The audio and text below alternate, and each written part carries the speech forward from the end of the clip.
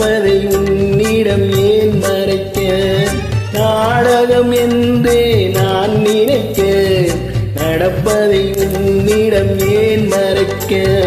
செவ்வானத்தில் ஒரு நட்சத்திரம் சிரித்தது என்னை பார்த்து, என் சிவந்த உடலா இதழா மனமா சிரித்தது என்னை பார்த்து.